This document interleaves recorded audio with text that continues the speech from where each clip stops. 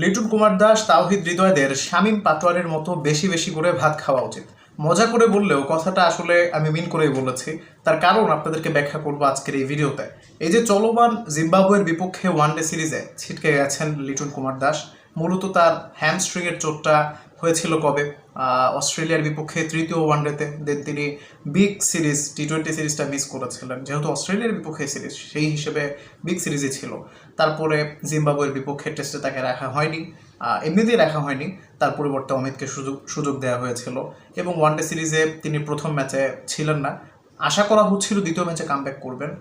বাংলাদেশের বাঁচা মরার একটা ম্যাচ, সিরিজ জিতিয়ে মানে সিরিজে সমতা ফেরানোর একটা ম্যাচ।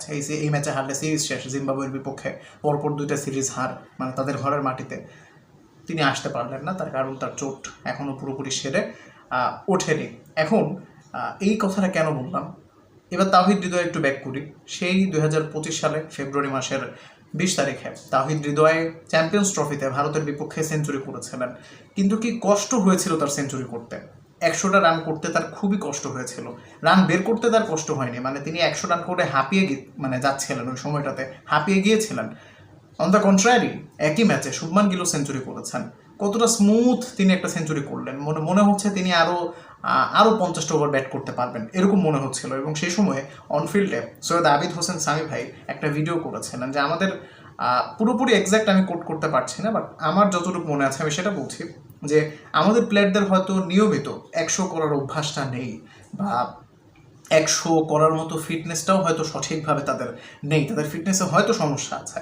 একই সারফেসে, একই মাঠে, একই ম্যাচে দুইজন প্লেয়ার সেঞ্চুরি করলেন। একজন প্লেয়ারকে দেখে মনে হচ্ছে তিনি আর 10টা বল খেললে তিনি উপরে চলে যাবেন, এটা তিনি বলেননি না, আমি বলছি। আর অন্যদিকে শুভমান গিল, তাকে দেখে মনে হচ্ছিল তাকে যদি আপনি আরও 200 রান টার্গেট বাড়িয়ে দেন, তিনি হয়তো আরও 50 রান দলের জন্য যোগ করে যেতে পারবেন এফোর্টলেসলি। ঠিক আছে, সো আমাদের প্লেয়ারদের মধ্যে এক্সেপ্ট মুশফিকুর রহিম, এক্সেপ্ট মাহমুদুল্লাহ রিয়াদ, এই দুজন প্লেয়ারের কথা আলাদা করে বলতে হয়, অন্যান্য অধিকাংশ প্লেয়ার, ঠিক আছে, মানে শুধু স্পেসিফিক ব্যাটারদের ক্ষেত্রে বলছি, এই জন্য সাকিবের নাম নেয়নি, বা তামিম তো অত ভালো, আচ্ছা তামিম নিয়ে কিছু বলবো না।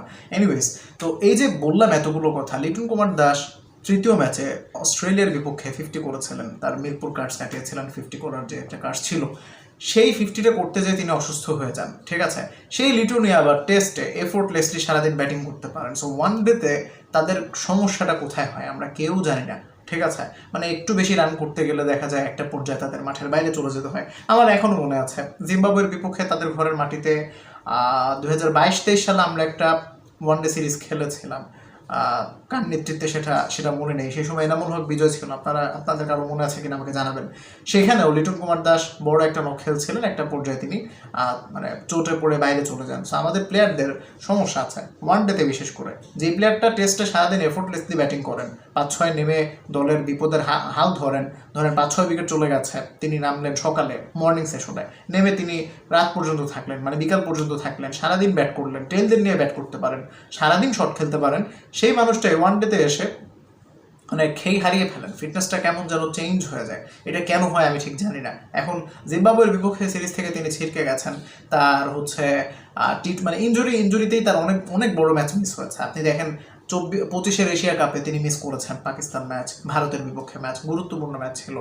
তারপরে হচ্ছে এই যে কয়েকদিন আগে আপনার অস্ট্রেলিয়ার বিপক্ষে টি-20 সিরিজ তিনি মিস করলেন, এখন হচ্ছে জিম্বাবুয়ের বিপক্ষে সিরিজ তিনি মিস করছেন।